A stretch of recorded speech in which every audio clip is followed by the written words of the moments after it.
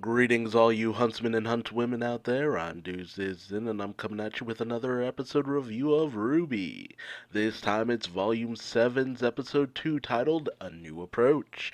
As our heroes approach Atlas, they are kind of mulling things over for the most part. Just like, oh, okay, so where are we actually headed? Because they're kind of in a little bit in the dark about everything. With Weiss kind of noting that things aren't really looking too good, all things considered. And not to mention, because they were captured by ace operatives, which isn't a good sign of things to come. Now, an also restrained man called Forrest is also there, as he was captured because he did a misdemeanor, threw a brick at the police force and all that good stuff. But he is a huge supporter of a Miss Robin Hood and her merry huntswomen, who are activists and huntswomen who stayed behind not to fight on the front lines but to protect Mantle itself. And she's up for election in a council of some sort, the ruling body of Atlas, more or less, or at least the ruling body of Mantle, I'm thinking. But in a time where Ironwood has created a vast sweep of martial law, a lot of people seem to be looking towards her to potentially lead things in place of the ever-growing paranoid Ironwood. But whereas originally they thought they were going to prison, they are going to Atlas, as we saw before. Um, and while everybody is amazed by the sight, Weiss isn't that interested in any of that. And they actually end up in none other than Atlas Academy, where they are escorted directly to Ironwood, Penny, and Winter Schnee, who immediately have the restraints taken off of them, as they discuss things of huge importance. But Ironwood apologized for the rude reception, but considering the way they got there, it should be fairly understandable. And while Winter is mad that Weiss would do something as foolish as to take a Atlas ship, steal a Atlas ship, Weiss tries to tell her that she's sorry, but there was no other way. It was of the utmost importance that they get to them. And Crow notes this, saying that, hey, this was really important, and once you put these kids' minds to something, there's no going back. But ultimately, it's found out that Ironwood has actually informed both Winter and Penny about the of everything, the relics, Ozpin, the maidens, all that good stuff. Because with the loss of Beacon as well as Ozpin, he wanted his own team to actually be in the know. He needed people he could trust. He even told his ace operatives. That's how deep all of this goes. And while Crow kind of questions about the Winter Maiden and her status, he also lets everyone know that she's not really that young. She is in shaky condition. She's okay, but it's just like she's old, so you can't really expect too much for her. But that leaves her prone to dying, like with the previous maiden before, at least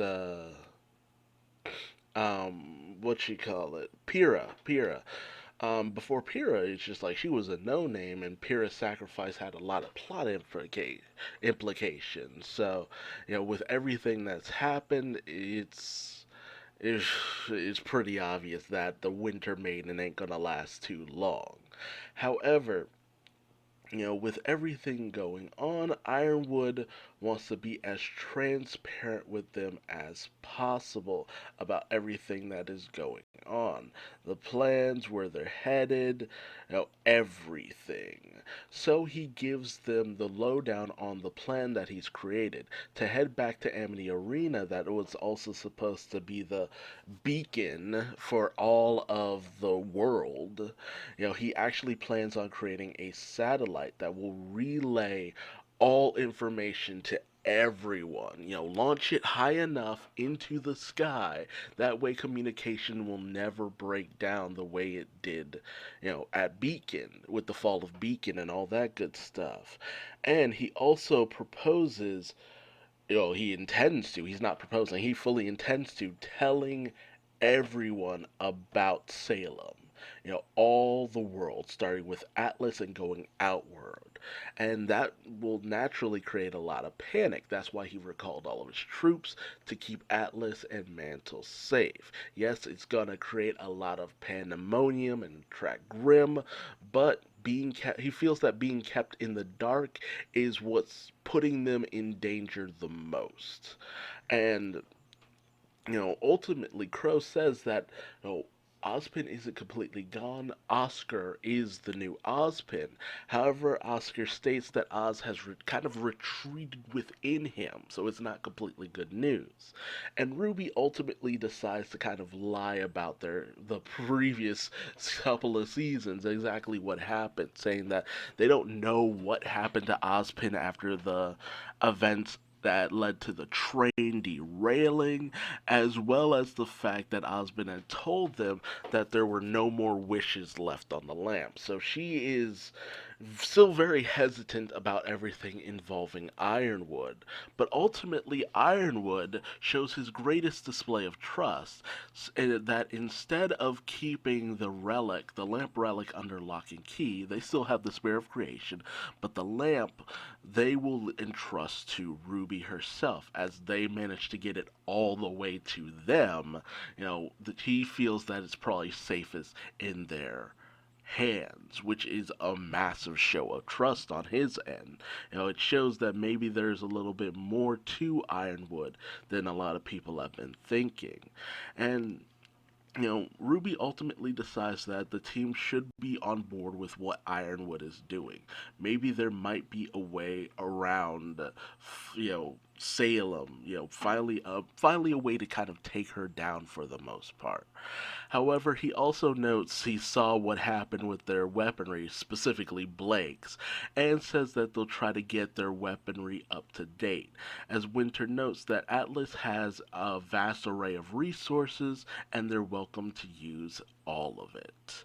And so on their way out, our team meets up with the Ace operatives, who apologize for the rough reception, and they state that they look forward to working with the two teams through three, whatever, you know, um, working with everyone going forward. And Penny offers to give everyone a tour of the facilities.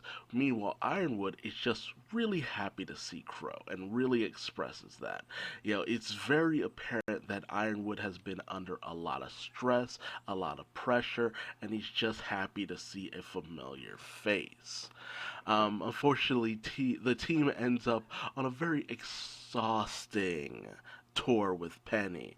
And with everything that they've been through, and I doubt they've slept much, this is they just want to find their rooms and get some rest. Meanwhile, we see that Arthur Watts has infiltrated Mantle, and we find out through some exposition he's having with Tyrion, the Scorpion dude. He actually, while he might have a little bit of trouble getting into Atlas as they've updated their code, Mantle not so much. And we come to find out that he wrote the source code for the security system in Mantle, which, he makes his plaything, activating various barriers, deactivating various cameras. He's just causing havoc and pandemonium across Mantle, while Tyrion is satiating his bloodlust. And thus ends our episode. A very exposition heavy episode, but it gets us up to speed on what's going on right now. it's good to just know where we stand with Ironwood, at least for now. And hopefully, moving forward, he will continue to be an ally, despite the fact that it's kind of hard to tell who's friend or foe nowadays. You never know when someone just might turn on you. But at the same time, he's right to be very cautious. He's trying to cover all his bases. Even if people end up hating him, he still wants to try to go about this the right way, the way that he feels is best. And I'm looking forward to that.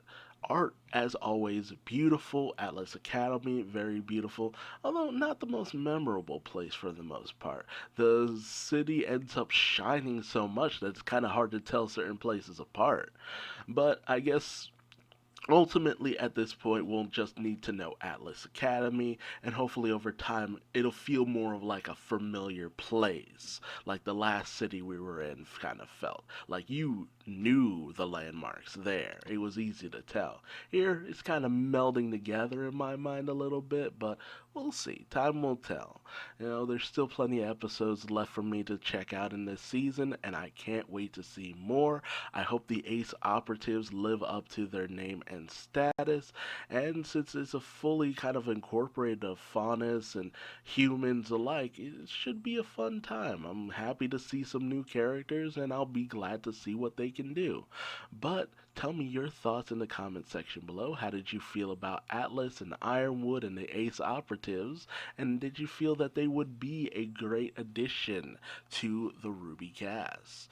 But until next time, if you like this video, leave me a like. If you didn't, feel free to leave me a dislike. Subscribe and hit the bell icon. That way you never miss out on another Rwby episode review.